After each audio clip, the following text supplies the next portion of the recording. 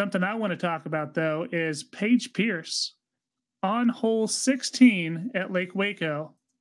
She took a 12. How does that happen? Ronnie? You miss your putt for 11.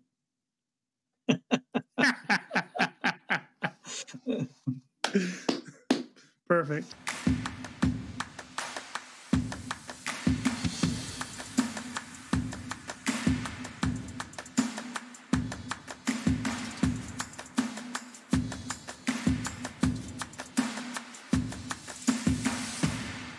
Hello, everyone. Welcome into the Players Meeting, a Win Dummies production. I'm your host, Lucas Deal, here with the real stars of the show, the one-time world champ, Chris Smith, the step putt master and zero-time world champ, Mr. Ronnie Unruh. Yo. And if you can't tell, right now, Ronnie's connection isn't the best, but that's because he's out in the middle of nowhere, enjoying a nice vacation getaway. How's it out there, Ronnie? Man, it's beautiful. We're down here at Grand Lake, little lake cabin. But I couldn't miss the show, man. We had a great week we had to talk about. I got to be on. You're right. That was an amazing weekend of disc golf, dude. I could not get away from the TV. Yeah, it's so good. And I've watched every bit of Joe Mez coverage. All right. I've only seen the first round so far of the Joe Mez. I caught that on the plane. It's been kind of a whirlwind week for me. I came back from Vegas. I was at a work conference out there last week, and I did catch Joe Mez on the way back on the plane. And man, they do such a good job. I don't know why I've got away from the post-produced coverage that I watch. Maybe because there's so much live it spoils us, but man, they do it right, don't they? Yeah, it's good. It's nice. Yep. And tonight's show is, of course, all about Waco. We're going to discuss all the craziness that happened this weekend, give our thoughts on some of the big storylines that happened this weekend. Can't wait to hear the debate and get into results from our weekly picks. We're going to get our picks going for the Open at Austin as well. If you have not, please subscribe to the YouTube channel, Disc and Deals Coverage. That's where all of our Players Meeting podcasts are housed. You can also find us on Spotify, iHeartRadio, and anywhere else where you get your podcasts. Just search Win Dummies. All right, fellas, I'm so pumped to talk about Waco. As you mentioned, what an awesome weekend of disc golf. Let's jump right on in. What's poppin'? What's been happening around the world of disc golf? And let's talk Waco. First round, Owen went off.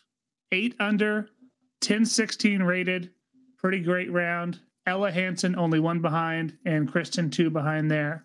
A thing to note, though, is on the women's side, Maria Oliva forgot her bag at home. She left it at home. How in the world are you doing that if you're a professional player? Anyone? Maybe you're not a professional player. I mean, if disc golf is her job, she should make sure she has her equipment to do her job and be prepared to do her job. And if she is one of the best women in the world, I would think she could probably find other discs and compete along a little better than this. Started hot. She got the birdie. And then from there, 2 quadruples, a +5, 3 doubles, 4 bogeys. You can see the round there. It was not great. That's not Frisbees, dude. That's not Frisbees. No, she should be able to take any disc she finds in the park and get better than an 8 and a 9. I'm disappointed in her as a professional athlete. If I was her sponsor, I'd be extremely disappointed in her as a professional athlete. And I think it just goes to show that we have about 10 women in the world who are professional athletes, disc golfers. So I don't care. Yeah, just an unprofessional move. Simple as that. I mean, being a baseball player and leaving without your bat bag, it's crazy. I don't even understand how that even happens. 1,000%. Well, let's move into the gentlemen. 2 former world champs show out. 12 down for Barsby and Conrad, 1072 rated. And then Antela also goes 12 down. The Beast does exactly what it has done for years, providing an outstanding show with an incredible finish. There was quite a few high numbers on some of those holes. Matteo goes 5-9 to finish. Took a bogey on 17 and then a 9 on 18. Wow. Okay. After laying up, and that was from the layup zone. I think it was a triple OB upside down 6. And he had a pretty decent round going up to that point. I think he was 9 deep even with that bogey that he had taken on 17 when he hit that hole. Yeah. So that was a tournament killer. That put him in a hole that you're not going to crawl out of against those guys. Yeah, and Aderhold went 6-6. Gibson went 8-4. Robinson went 7-4. Rick went 6-4. So everyone just pretty high numbers there at the end of the round. So 16, 17, 18 is a killer at the Beast for sure. Second round here. Ella goes off. Their first look at Lake Waco. Ella 8 under, 1035 rated. Surprising to me was Owen 5 down on a pretty lengthy course. She's only within 2 shots there at the end. Tatar 6 back after the second round. Something I want to talk about, though, is Paige Pierce on hole 16 at Lake Waco. She took a 12. How does that happen? Ronnie? Oh, you miss your putt for 11?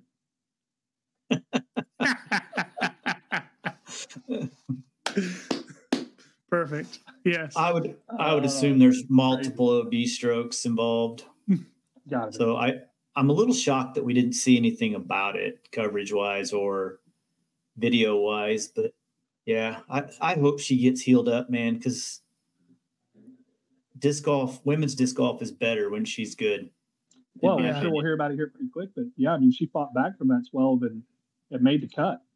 She definitely did. It's pretty impressive, but this round, +9, 927 rated, definitely not a Paige Pierce type of round. No, not great. I want to backtrack a little bit and talk about Owen. You said you were surprised at Owen being able to compete on that course. Mm-hmm. I'm actually not surprised because that course took premium on putting discs in play. The long holes were long enough that people weren't driving them. The longest throwers were even having to play safe and then play into the greens. So Owen's not a long thrower, and she's not going to get into a distance contest by any means. So she's going to throw it where it's safe. And we all know that if she's on the putting green, chances are she's going to be putting it in the hole. So yeah, she definitely picked her spots. She doesn't. Yeah, she's not the longest player, but you're right. I mean, 450 wasn't a whole lot better than 350 out there, and she can throw. I think I heard them say a stat that she was the number 1 player on either tour on holes under 300 feet from last year. That's a good stat. Which is pretty outstanding. Mm-hmm. Yeah, that's sweet. On the men's side, there was a weather delay late. We'll discuss the course a little bit later, but Callaway shoots the hot round. Ben Callaway shoots an 11 down, 1074 rated. And as you can see here with the MPO side, Luke Humphreys shoots a 10 down, jumps into second place. Kyle Klein leading by a stroke, and Antela staying there in the top 4 with 17 under total. And Joel Freeman makes an appearance. Just a few weeks ago, somebody picked Ben Callaway as their sleeper and got made fun of. Dude's got game, man. 1074 with a bogey. Yeah. Yeah, pretty good. That's gross. That's just disgusting. Yeah, that's you fantastic. Getting out there on courses like that for him, where he can just out throw people, not necessarily all distance, but just out throw people in general. The dude's a thrower. When he can play on those courses, he's as good as anybody in the world on those times. Did the weather delay affect anyone, do you think? Those 4 guys that had to finish up on Saturday morning, I think it hurt those guys because those conditions were absolutely atrocious. I think even par was the best of that group for the last 2 holes. Well, those guys kind of got double penalized because when they went back out after the rain delay and tried to push through and get as many holes as they could, they looked cold and the wind was up and it was brutal. And I think they were that lead card was the only one that had to go back out. I don't think they were disappointed at all to call it. But then when they woke up the next morning and it wasn't much better, and they were out there early, and man, they all four struggled. It stinks that there were so few of them too, right? Let's jump into round 3 here. So round 3, Kristen Tatar shakes off a little bit of that jet lag. Here she comes, shoots 7 down, while Ella shoots +4. A huge turn of events. Tatar's 7 down was 1035 rated. Ella had that nervous look to her on Saturday. I mean, she's been in those spots before, but she didn't look herself. And unfortunately, when you let the road runner there, Kristen Starr, get a little bit in front, man, it's meep, and she's gone. And you could see it coming kind of early in that round. And once she stuck her nose in front, dude, it was curtains for everybody. And this was back in at the Beast too. So, I mean, if you're missing your lines on those 9 holes in the trees, those strokes can add up quick. And then the final 3 holes, they wrecked the ladies. 17 played the hardest, whole stroke over par. 16 was the third hardest, 0.81 over par. On 18, though, we did see Natalie Ryan card the eagle. Yeah, parked it. I mean, it was parked. That hole is so dependent on which direction the wind is blowing, more so for the women than for the men. If they have a tailwind or a slight left to right, they can clear the pond so much easier, obviously, than if it's a headwind. If it's a headwind, they're all laying up. And somebody, I think it was on the men's side, I'd never seen anybody lay up to the far side of the pond before. Everybody chips over. Yeah, everybody chips over to the left, and I forget who it was, but they drove across the pond to the right, not even attacking the pin, but getting over there. And I thought, well, why wouldn't you do that? Yeah. Yeah, I think Humphreys did that. He kind of took the fairway over there and kind of just threw it off to the right. I mean, I know that's maybe not the largest landing zone, but man, that shot across that water for the second, especially when like they were playing it that day where it was all right to left. I mean, it was almost impossible to get that second shot anywhere close to hole. And hell, there was guys skipping OB, throwing putters from that layup zone. And, that looked like, I mean, there were people putting it out of bounds. That was, it was an odd play. I don't know that I'd really ever seen that one much before. Yep. Let's jump over to the men's side.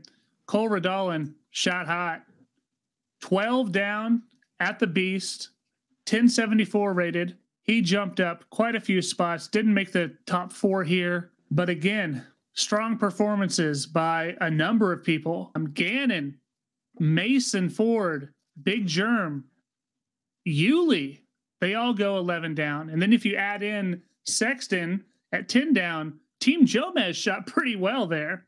They showed out in Waco, especially in that 3rd round. So what's crazy to look at here is the number of people that missed the cut after round 3. We're going to look at that a little bit later. It's insane. Going into round 4, look at how close these scores are.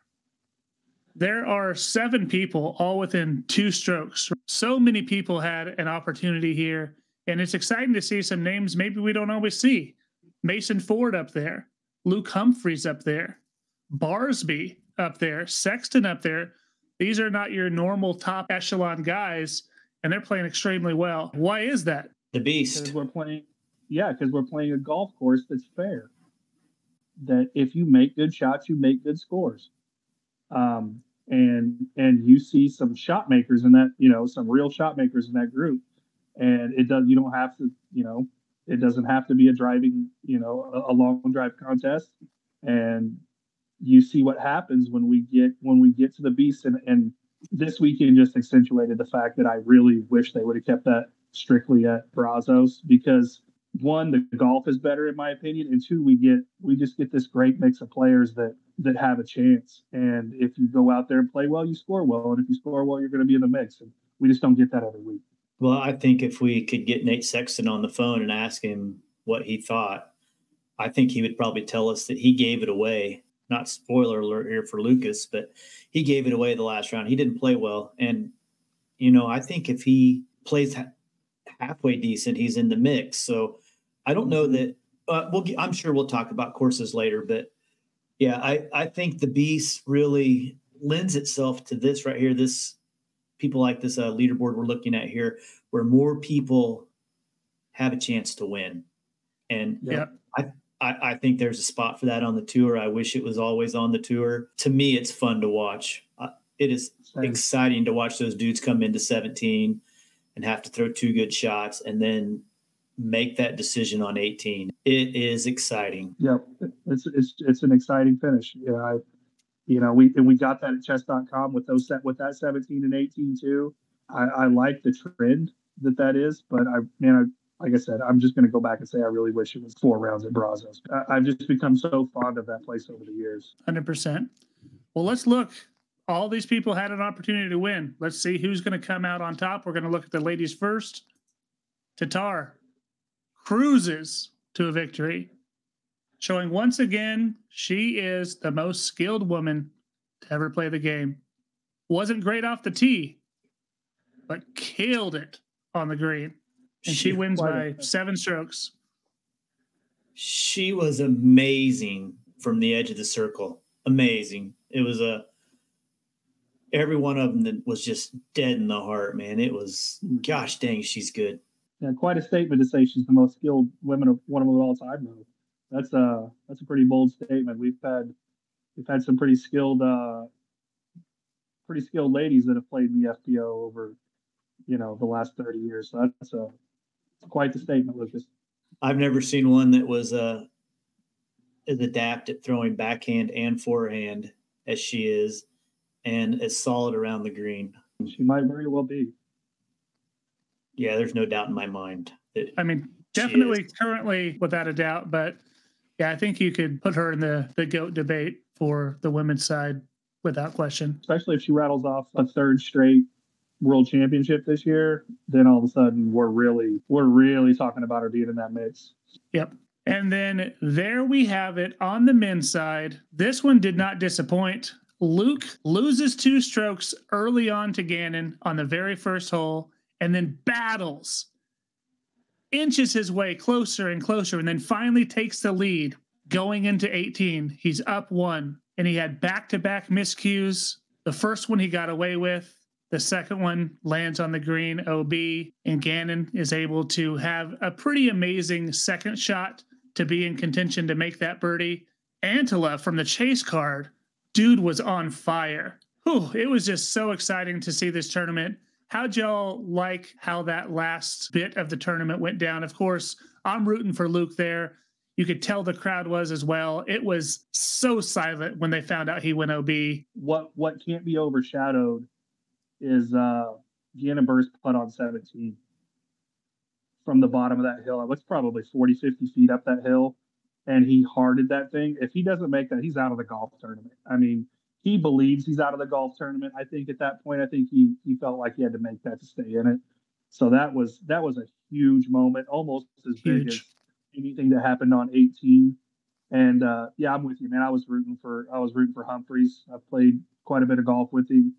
And he's kind of a homeboy from Wichita, so we was definitely rooting for him. Spoiler alert, Luke is going to be joining the pod at some point this early in this season, so look forward to that coming up not too long from now. Yeah, that'd be fun.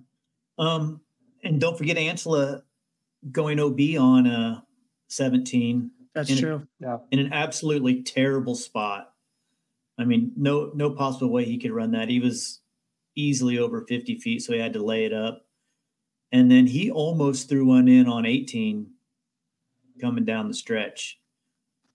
So, and then Luke's attempted to throw in on 18 didn't miss by much either. That was nice. Yeah. It looked good for a long time. Yeah, it was really fun to watch that. I do feel bad for Luke ending up on the green. I'll be curious to ask him what happened.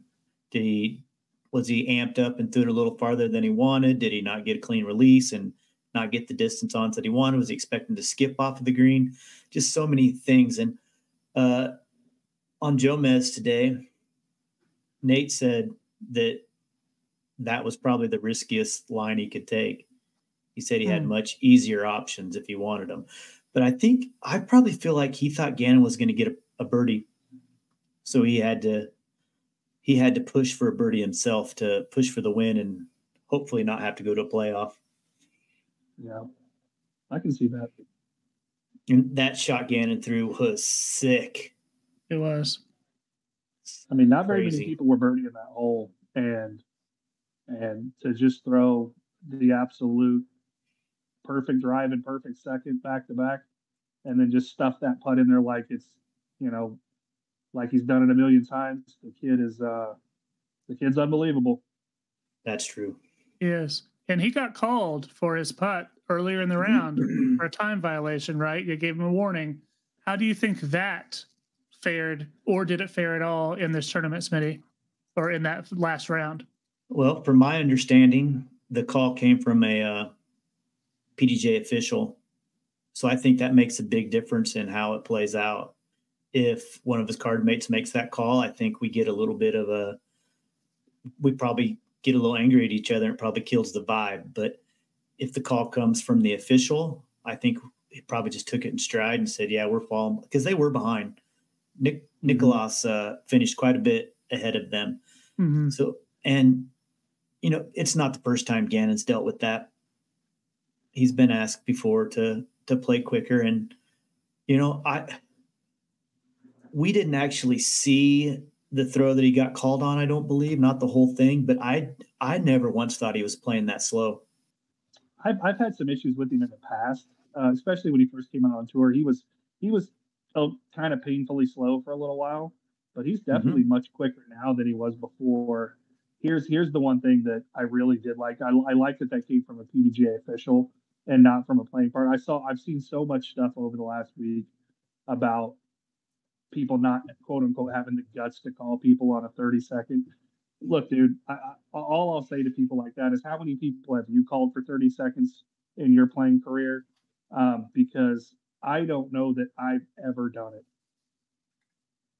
And it's just not something you want to do. I mean, it's like, it's so much easier if it's a foot fault or something that's like an obvious penalty. But man, I don't want to say, dude, you took too long there because it took 37 seconds. I mean, that's a really hard penalty to call, and it's a really hard penalty to ask the players to call. Yeah, I do love that it came from someone besides someone on the card. It definitely helped, I'm sure, the vibe of the card completely. Flip side of that coin, though, was that official walking with them because they knew that was a possibility? Or could Gannon look at that as like a disadvantage that was being called on him because he was on the lead card and there was an official? Was there an official on the third card, the first card that went out? So, I could see. That's a good point. That's a good point. I mean, we've seen that happen in professional ball golf over the years, right? Where people have been caught, or quote unquote caught, had a penalty assessed to them where they were on television coverage because the camera saw a ball move or something like that, where, yeah, they only saw that because they're in the final pairing. If they were going off at 10:30 in the morning and there was no eyeballs on it, that penalty would have never been called. So that's actually a pretty interesting observation, Chris. That's quite possible. Yep, no doubt.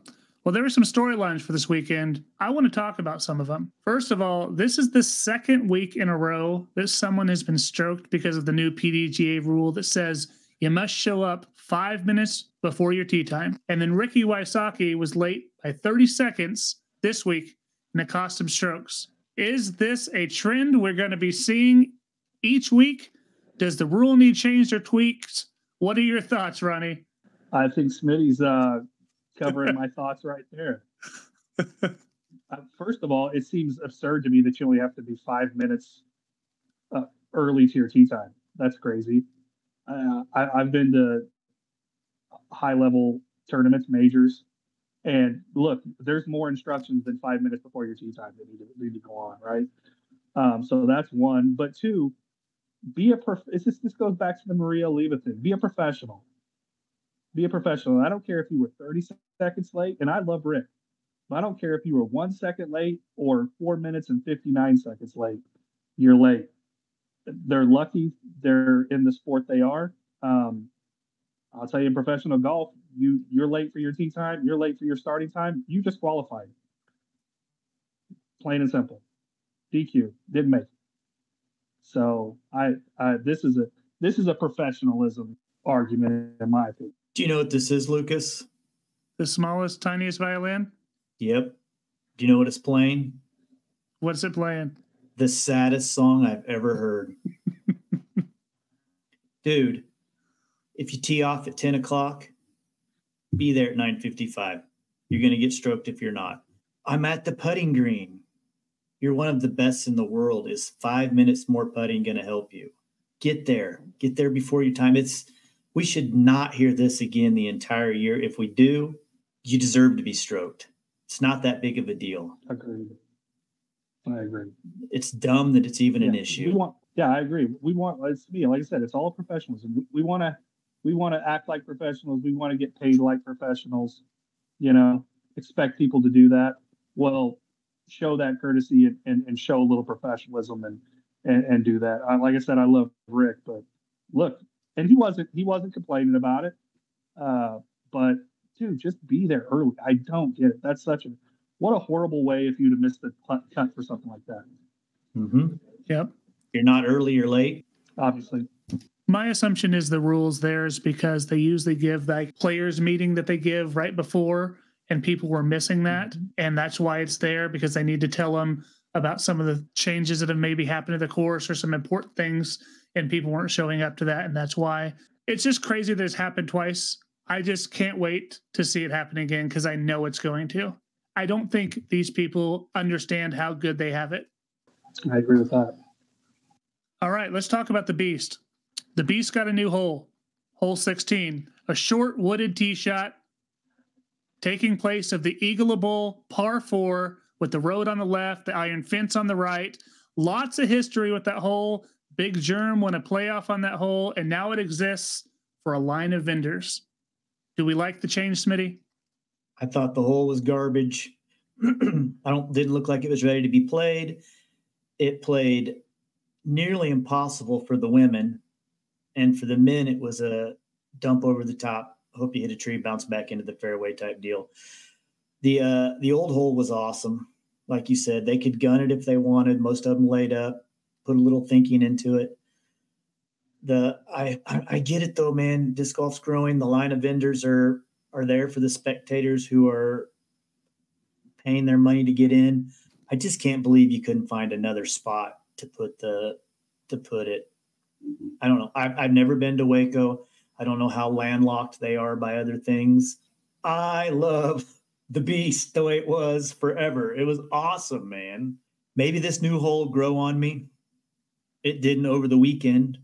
The other course grew on me as they played it. But every time I watch this hole, I didn't like it. Yeah, I wasn't a fan either. The old hole was good. All around, not a fan of that hole. Maybe next year, it'll be better. It did look like, you said it wasn't ready to be played. It kind of looked rushed. Looked like it was kind of a last-second decision. So maybe they carve out a little more of a shot through the trees and not just be that little dump over the top and hope you get one shot for the dudes. But yeah, the way it's currently constructed, I was not a fan. Besides Paige, she's the only one I saw that went over the top. It just didn't seem like there was a true line there. I don't think it's a good line. I think maybe a tree or two needs to get moved, but the old hole was so perfect. It's just so much history. And I think this is kind of what we talked about last week. They keep changing so many things all the time that you don't have that history. Oh, I miss it. Definitely wasn't a fan either. I'm right with you guys. We also agreed last week, I believe, that if the changes were for the better, we were okay with them. Mm-hmm. So this wasn't a change for the better. Yep, agreed. Lake Waco or Laco. Did you make that up, Smitty? No. Okay. I loved it. Whoever said that, that's really good. Laco, what were your initial thoughts on the course, and did they change at all after all the drama to end the tournament, Ronnie? My initial thoughts was it was the ugliest ball golf course I've ever seen. The greens, they didn't even have greens. The greens were all spotty, and that's partially the season down in Texas. But personally for me, it did not grow on me as the weekend went on. There was a couple holes I thought were a little bit better than I initially had assessed them, but no. Unfortunately, outside of 16, 17, and 18 providing some drama, I really I really didn't care for the golf course. I felt like it actually played pretty well. And you're right. If I wouldn't have known it was a golf course, I would have never guessed that property was a golf course. The tees were very frustrating, in my opinion. I mean, I understand they don't have the okay to put them in. At least do something. The whole, is it 16? James Conrad had to run up a hill, jump onto a tee pad, throw, launch himself off of a tee pad. I get it. He's a unique thrower, way different than everybody else, and they don't have to accommodate for his style, but they also shouldn't give him an unfair disadvantage, and that it did handcuff him. Even AB, who doesn't have the longest run up, had to step up on that tee pad, hop up on it. And it wasn't a small hop, dude. It was up. Yeah. I saw several happen to do that. It wasn't even just those two guys. I mean, if you had any of a longer than a normal 12-foot approach, it was troublesome for you. It was just too high up. I don't have a problem with what it was made out of, but why they were raised, I just don't. I mean, and it's dangerous. If you catch a toe in or you catch a heel in or something, and you turn a little funny, and you have to kind of step off that tee pad, you might break an ankle coming down there, man. It's just it was all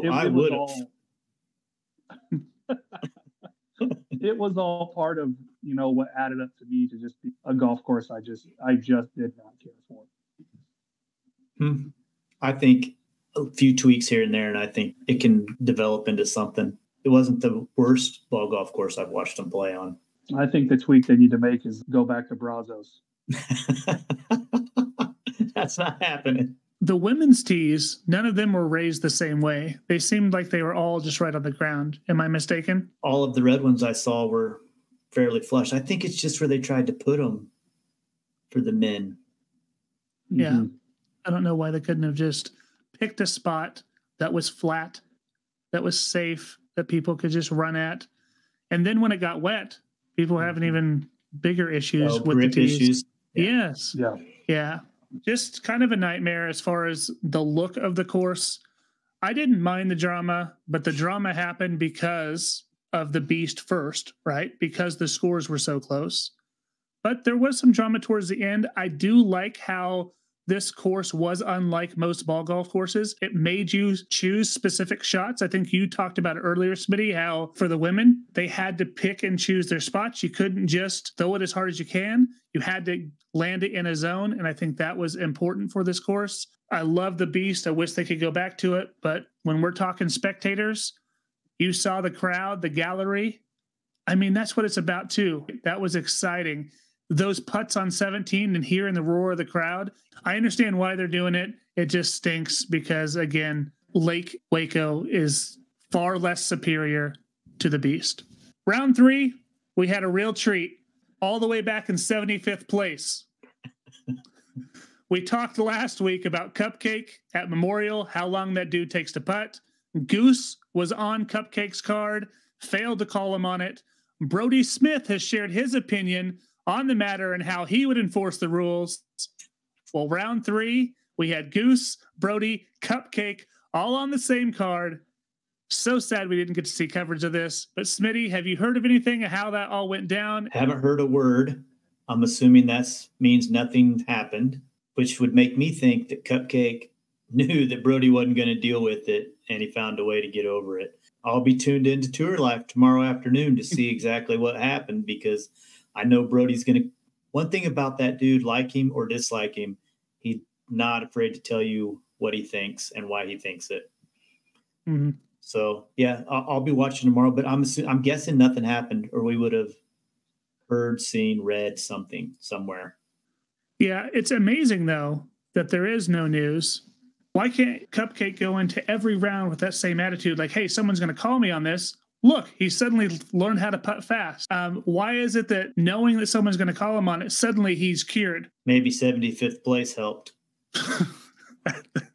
Yeah. And maybe the big bad bully that thought he was just going to go out there and walk in and make that call with ease found it a little more difficult to do. Hey, there's that side too. Yeah, I'm interested to hear what Brodie has to say too. All right, couple more questions I want to talk to you as far as storylines go for the event. Down the stretch at Waco, you could feel the crowd was rooting for Luke Humphreys. The commentating team kept mentioning that they were behind Luke because he's a Texas guy. But Luke's from here in Wichita. Ronnie, where the heck is Luke from? He spent a lot of time in Texas. I actually think, talking to a few people yesterday, he might have had a little something to do with that golf course at Lake Waco. But I mean, we claim him as a Wichita guy. I know his family lives in Wichita still, so and he comes back at least every winter for a few weeks to hang out. So we claim him. I'm not 100% sure his entire story. I've never bumped into him that I know of at a tournament in Wichita, before he was on tour. My guess would be that he probably didn't really get into disc golf until he moved to Texas, and then he found disc golf and got into it. And yeah, like Ronnie says, his parents live here, so I'm sure he has to have a mailing address. And who are you going to trust more than your parents? Yeah. I mean, as PDGA says Wichita, just want to point that out. Tons of big names missed the cut, fellas. Tons of names. Isaac Robinson, Simon Lizotte, Paul Macbeth, Brodie Smith, Kevin Jones, Ben Calloway, Drew Gibson, Chris Clemens, Nico LaCastro. Smitty, which was the biggest surprise to you? On that list, I'm going to go Isaac Robinson, not making the top of any list or making any cut would be my biggest surprise. Yep. Ronnie? Yeah, I agree. Isaac, and the way he did it too, kind of blunders on 16, 17, 18, that third round. So, I mean, I believe that guy's, one of the best players in the world. So anytime that guy doesn't finish in the top 10, I'm pretty shocked. And to not make a cut was really shocking to me, actually. Yep. But that's really all the questions I had right now about this weekend. Fun weekend, good conversation around it. Smitty, something you want to add? Yeah, we both just completely glossed over Paul Macbeth for not making the cut. That's mind-blowing to me. What is without a second thought.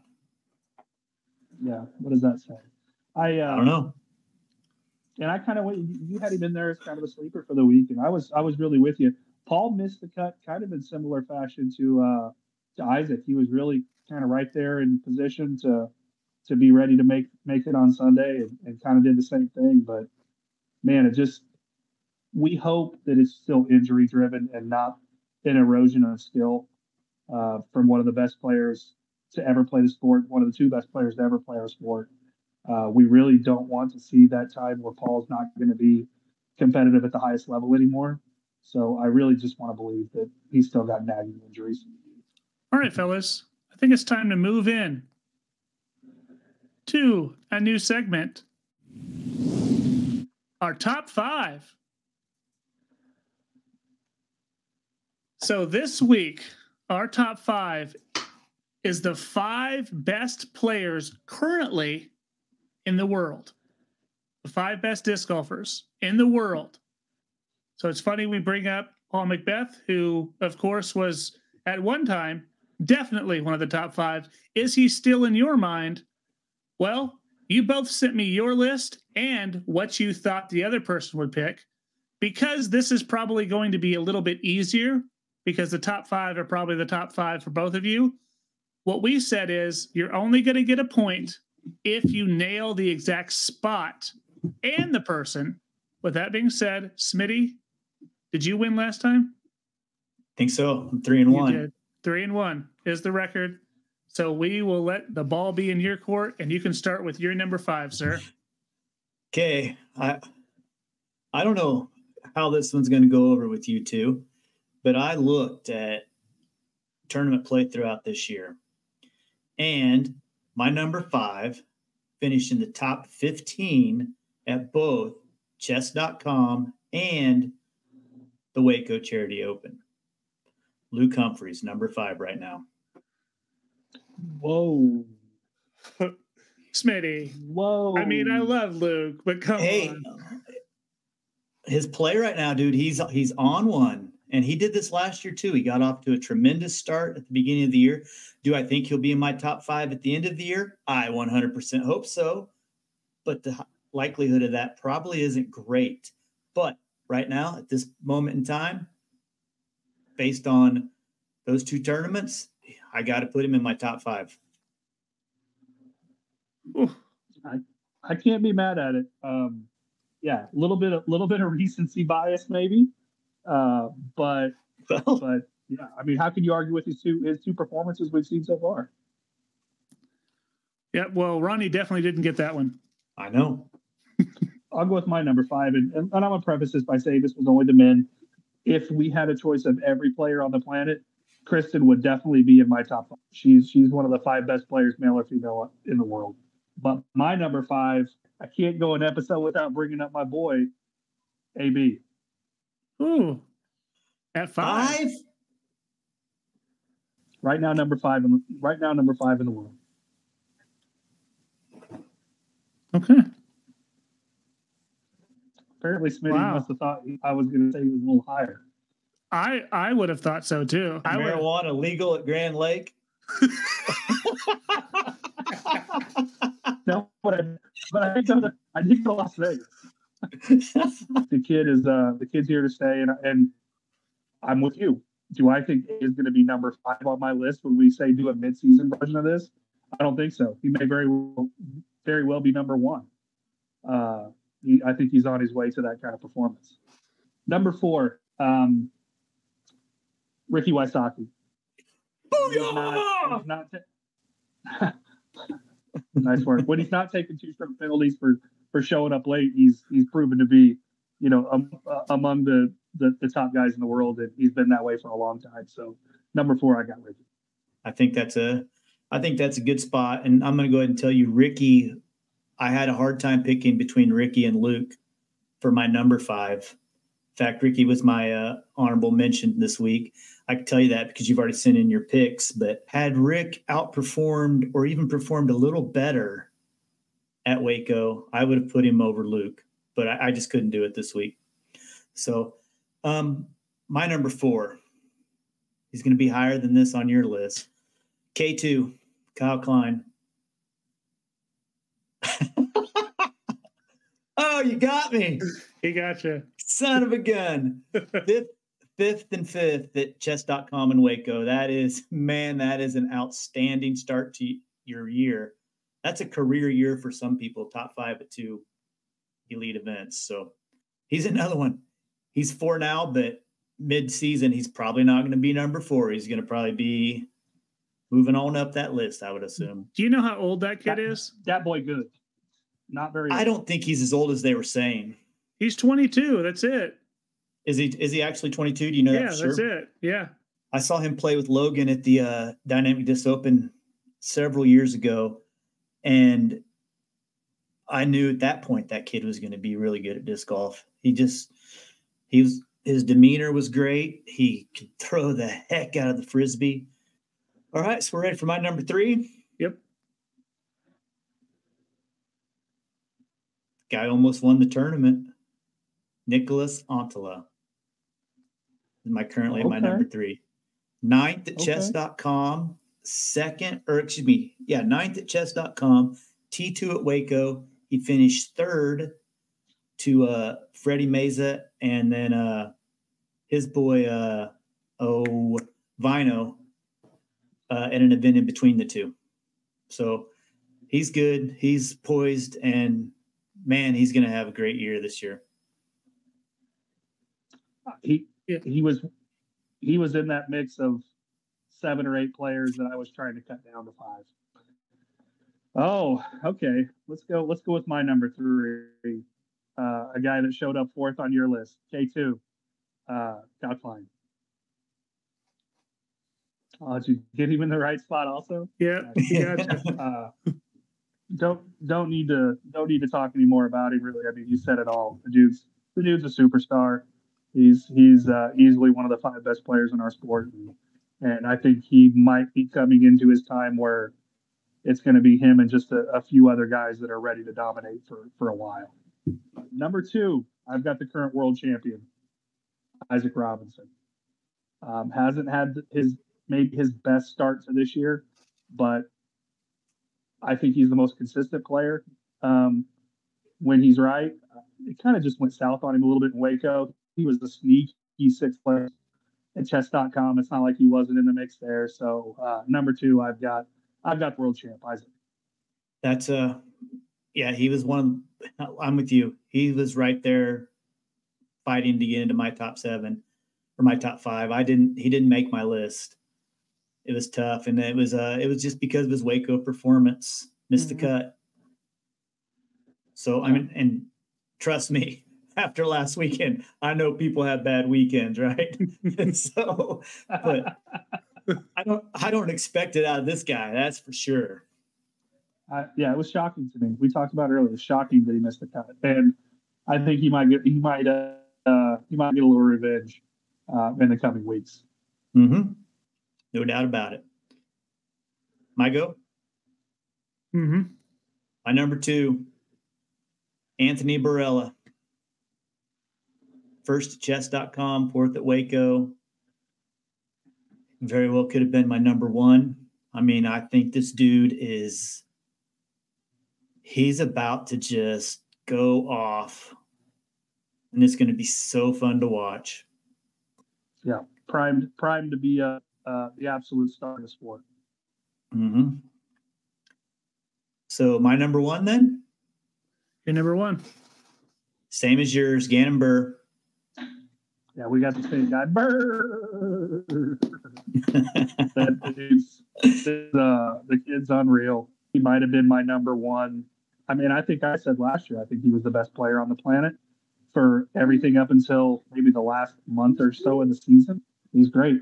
Yeah, he went 4th at chess, and then he won Memorial, and he won this, and kind of won them in different fashions.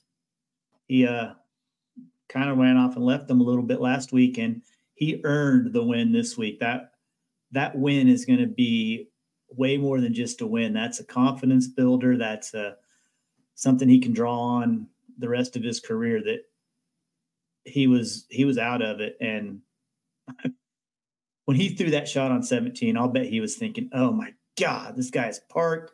I'm that far away. Bang. Going into 18, he's thinking, I'm 1 back. Oh my gosh, this guy just threw it through a tree. I'm doomed. Persevered, man. After all said and done, all the points are tallied. Smitty, you win again 3-1. Just so you both know your list for each other. Ronnie had you pegged Matteo as 5, Calvin as 3, Gannon at 2, and Isaac at 1. And then Smitty for you, Ronnie, had Antela at 5, then Rick and Klein he got, AB at 2, and then he got your Burr for number 1. Yeah, he kind of had me pegged. Nicholas he just missed my list. I mean, he was right there. It was kind of that spot, that 4 or 5 spot sort of came down to Rick, AB, Antela, and Matteo, and kind of could almost pull 2 out of a hat and have been okay with that. It's going to be fun in a month or a month and a half when we do this again, top 5 current players, and just to see how our list changed, see who's hot, see who's not. That's going to be fun, I think. This was fun. This was a great discussion. Yeah. We definitely have at least a time or 2 more this season, because, like you said, it'll be interesting to see how our thoughts on who is the top 5 changes as the year goes on. Yeah, mm-hmm. I think there's always going to be that recency bias that you can't get away from. All right, let's move into a new segment. Ba-ba-da-dum, the Wheel of Debate. As you all know, with the Wheel of Debate, what we do is we have a wheel, we spin it, we pick a topic. It lands on one, One of these gentlemen is going to get the pro side. One's going to get the con side. They're going to debate for exactly 1 minute. And from there, a winner will be decided, not by us, but by you. So make sure you vote. Last week, we had 1 vote. Thank you so much for voting. Smitty, you have won again. We may have had 2 votes, but Smitty got both of them. So, man, we need people to tell us what they think. Let us know they're watching this. Please let us know. Oh, my gosh. I mean, I'm having a blast either way, but I'm going to share it with all my family members. I got to win one of these. Well, you got 2 kids. There's 2 votes. How do you think I got 2? We currently have 19 different topics on here. Let's spin it.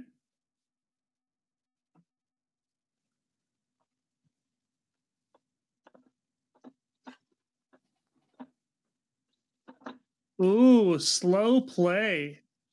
Interesting topic, considering this has been something that's been happening recently. So, Smitty, are you a fan of slow play, or is it bad for the game? It's bad for the game. All right. So, let me get a minute on the clock here. All right, we got a minute on the clock. Smitty, you're going to be the con side of slow play. Are you ready, sir? I am. All right, and your time begins now. Slow play kills disc golf. It kills the viewership. It kills the vibe on the card. It needs to be stopped. Let me wait 30 seconds and I'll give you the rest of my answer.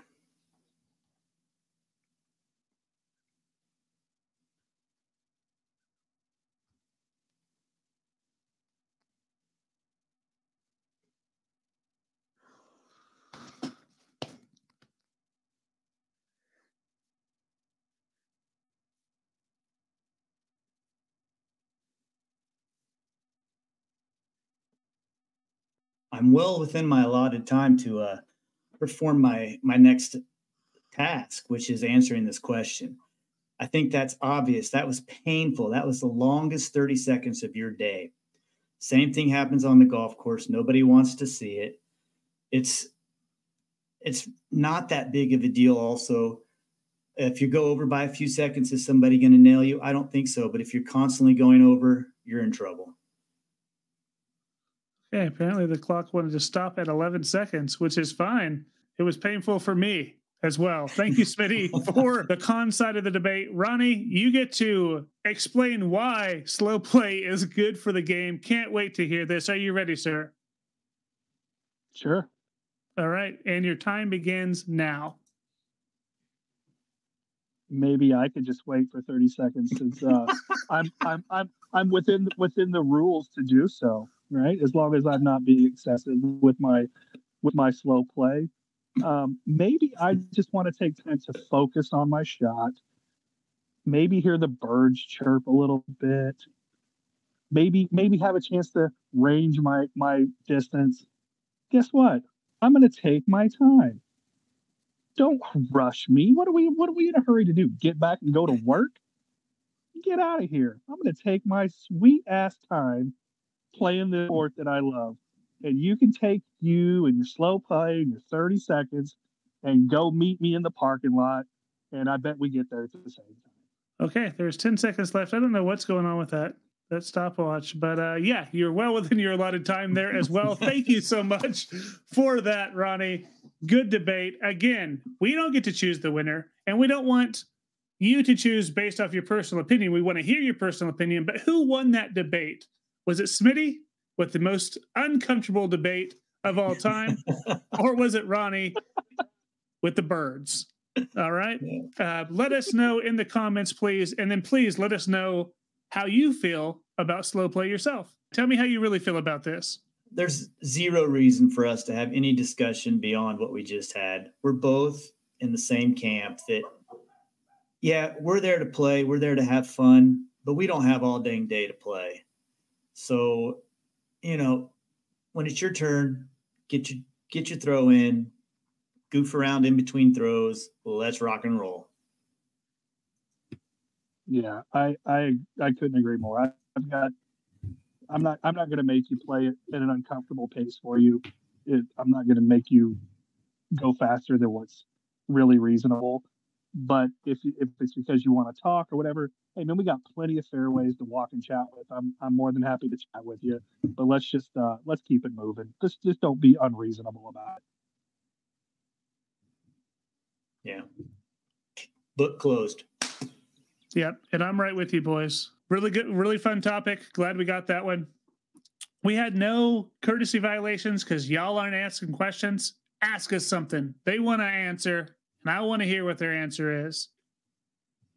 So in that case, we're going to go to our last segment, which is weekly picks. Smitty made something pretty sweet to talk about how we did last week. So let me share this with you all because this is pretty sweet. Really hurt some people's feelings, but whatever. So here it is. So hopefully y'all can see this. But this is who we said for our stink last week. I said Ezra Robinson would stink. Smitty said Goose. And Ronnie said Ezra Aderhold. After all was said and done, Ezra tied for 18th. Ezra Aderhold. So Ronnie was in the middle. Tied for 42nd, Goose. He laid an egg. The Goose laid an egg. And he stunk. So Smitty wins. And my stink was top 10, almost top 5. Really good pick. So there we go. He only had the lead at one point on Sunday. No big deal. All right. Let's look at our sleepers. So Ronnie picked Big Germ. Smitty picked McBeast. And I picked Nico as a sleeper. After all was said and done, ooh, Ronnie got this one with a tied for 21st for Big Germ. Good sleeper pick. And both Nico and McBeast missed the cut. So we did not do too hot with our sleepers. I've been chastised in consecutive weeks about my sleeper, and the old guys have kind of stepped up for me at both occasions and kind of made you look silly. Yeah, Big Germ was shredding this week, man. He was top 10 at one point. Had a little bit of a little bit of a downer fourth round, but other than that, the dude played. He plays good at the Beast, man. We know this. We knew this. He really does.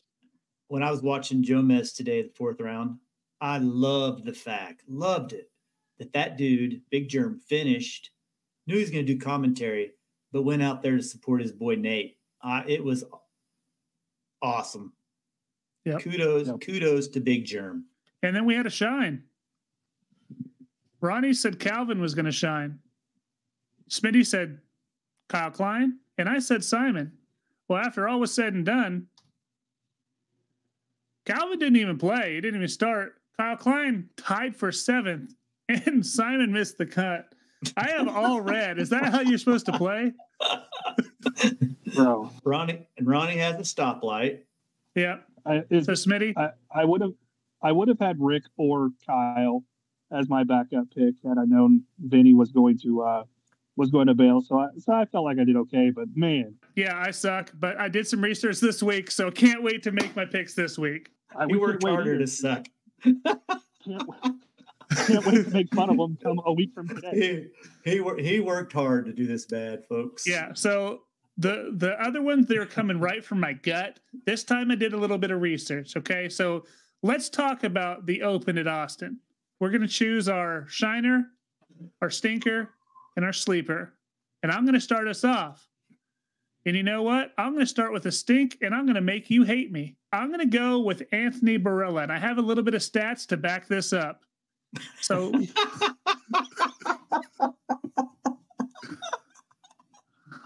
all right.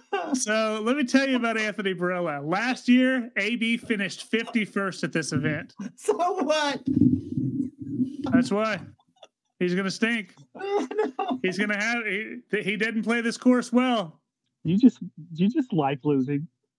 Well, let me tell you this. Let me also explain this. You're doing it on purpose. He finished. He got first at chess.com, third at Memorial, fourth at Waco. If he doesn't finish top 15, this is a stink for AB. No? Top 15 is really good. Tell me this real quick. Where does he have to finish to be considered a stink for you guys? for me to win this? Outside of top 30. 30? 20, 25 would be borderline, but All right, dude, 25 it is. Top 20 and above is really good. Yep, Smitty, who you got? Well, oh, how the tide has turned. My sting is my sleeper from last week, Paul Macbeth. Cashless in 2024. I just don't think the dude's right, man. I think he's hurt a little bit worse than what he's led us to believe he was hurt. And in fact, I'm gonna make a bold prediction that if he doesn't cash, he's off the tour. Goes home, has surgery, gets fixed. Ooh. Ooh. I'm with you with Paul. Does Paul really want to go out there and be scrapping to make the money? But yeah, it's surprising. I hope, like I said, we hope he's just not healthy, and maybe he's ready to. If that's the case, he can go home and take care of that and get healthy. We obviously want to see him out there playing well, but I agree with you from a competitive standpoint. I don't think Paul wants to be the guy that's out there if he doesn't think he can win. All right, who's your stinker, Ronnie? I believe this is one of Lucas's. This shows how good Lucas is at this game.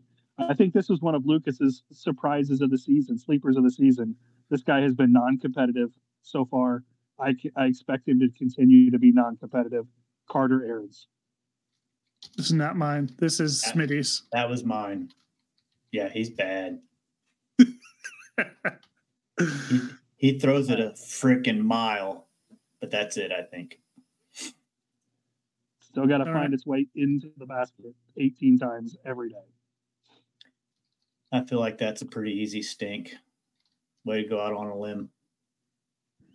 Yeah. Okay. If he stinks all the time. I don't go out on limbs very often. Yeah, you win. I get it. Yep. All right, my turn. Yep. I'm going sleeper. Okay. This is a guy who I have not heard squat about at either event. I don't even know if I've seen a highlight out of this dude. But this dude looked like the man at the All-Star Weekend, James Proctor. 28th at chess.com, 23rd at Waco, and he finished 3rd at the Open of Austin last year. Good pick. Good pick. I like it. Great. I like it. Boy. He almost made my list, so, that can't make you feel too good. Got Ronnie? Sleeper, Ronnie? I'm going to go with Vino Makala. Good play. The dude's just a good player. I think he had a pretty good finish there last year at Austin. And, yeah, I'm going to go with Vino Makala as my sleeper. Yeah, that's a good one. He beat Nicholas 2 weeks ago. Got a sleeper, Lucas? I sure do. It's going to be Austin Turner. Austin has been playing well, and he's just right under the radar this year. Honestly, this is a great pick. I think you guys are going to really like where he finishes at Austin. You think so? 6th place last year at Austin. He plays it well, and he's already been playing well this year. So this is a good pick for me. Do you know where he's finished at the last 2 tournaments? He only finished top 50 at chess.com, but we're not worried about that. He finished 23rd at Waco, 6th last year at Austin. He just plays well in Texas, and he's going to play well this year too. Ronnie, who's your shine? I'll tell you my shine in a minute, but I guarantee if Austin Turner would have heard you pick him, he'd be not happy right now. he doesn't need that curse. So my shine is you say I don't go out on a limb. My shine is Smitty sleeper, James Proctor. I think, yeah, that's obviously why I picked him. I put him in my sleeper slot because he hadn't been on fire yet this year. Not because I don't think he can't win, but just the fact that he hadn't done what we thought he was going to do yet. I think this is his weekend. Lucas, you got a shine? Yeah, of course I do. Let me tell you, this is Chandler Kramer. This is going to be an easy one. We're going to go Gannon Burr. He won last year in Austin. What? Why can't he shine? He's back-to-back wins. You get one time. This is a great shine. Yes, but you get to pick him once. Yes, that's no problem. This is the time to pick him because he's going to win again. You're probably right. So if I pick the winner, how is that not a shiner? No, that's fine. That's fine. We'll let you pick him. But you can't just... You really like Duke basketball and the Yankees too? Get out of here. Actually, hate them both. I mean, I took a lot of heat for picking Calvin the first week, and yeah, he had a rough one. So good luck, Gannon. My shine, Nicholas. The dude is shredding. Yeah, he is. 9th at chess.com. We already talked about it. 2nd at Waco. 3rd at another event. He's confident right now, man. You can tell on the putting green that he feels like he's going to make them from everywhere. He's made some highlight reels already this year. He did play the Open at Austin last year. He finished 30th. So, I mean, it's not a great finish for him, but he'll have some he'll be familiar with the course. I think that'll be, a notch in his belt. So I just hope he stays hot. I like watching the guy play. Yeah, I'm excited to see another weekend of disc golf. And gosh, one of these is going to land at one point. One of these is going to land. Yeah, he got James Proctor. Oh, that was a shine? Okay. Yeah. So I'm excited. One of these will hit, and then I can't wait for you guys just to shut up. It won't be. Oh.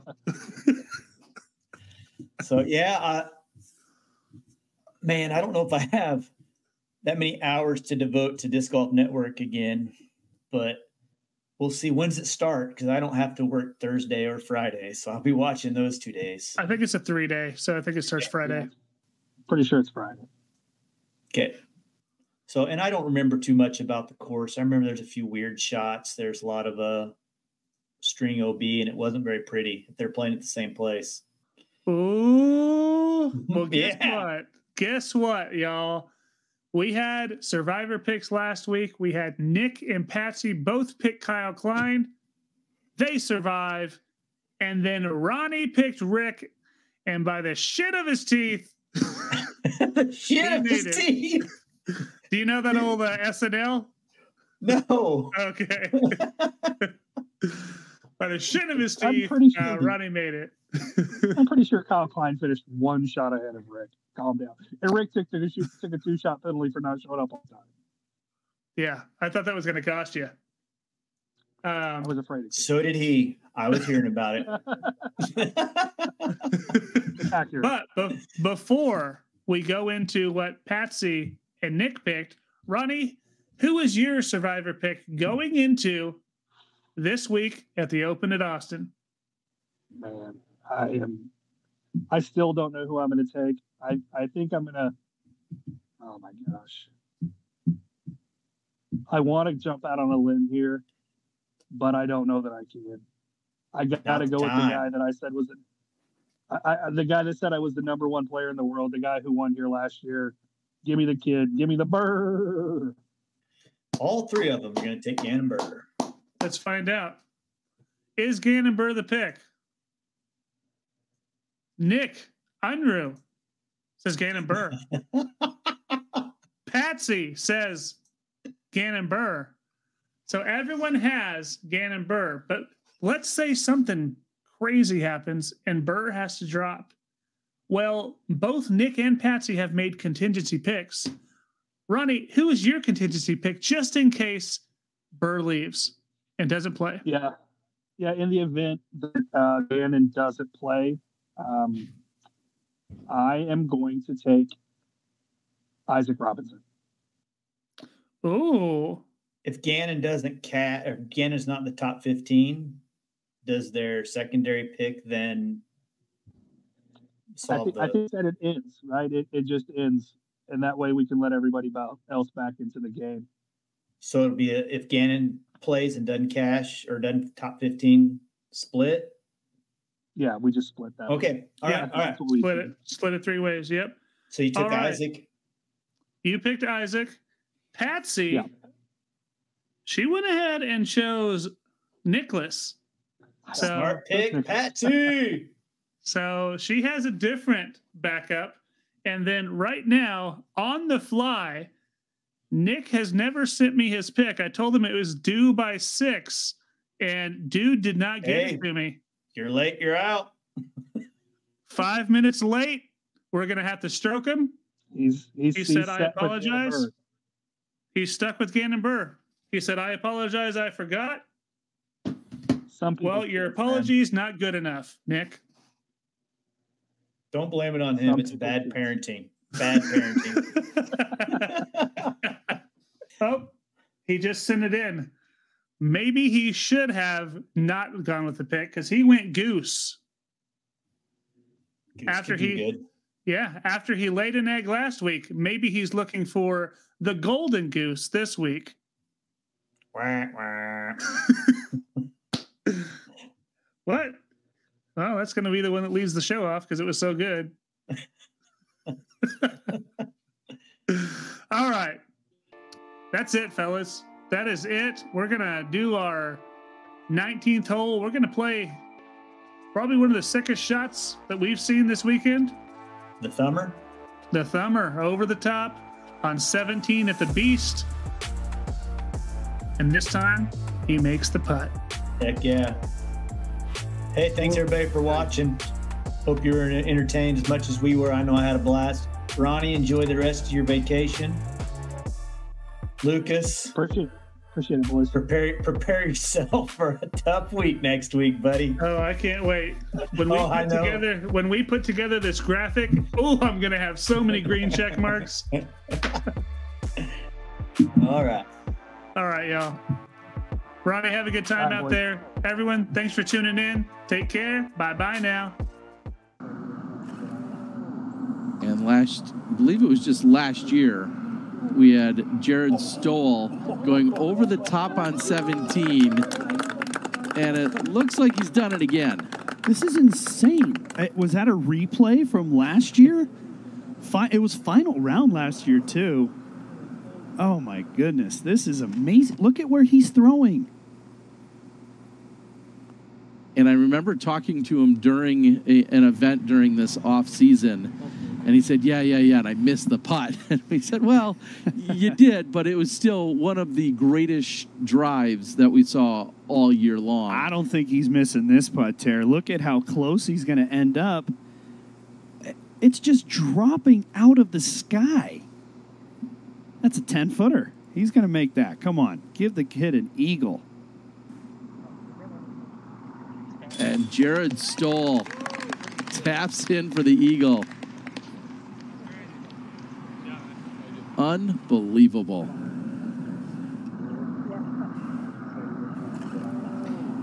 Just the way that it drops out of the sky. Completely out of the view right here. Oink. Perfect. I mean, the only way it gets better is when that bounces in tomorrow. Oh, or, excuse me, in 2 days.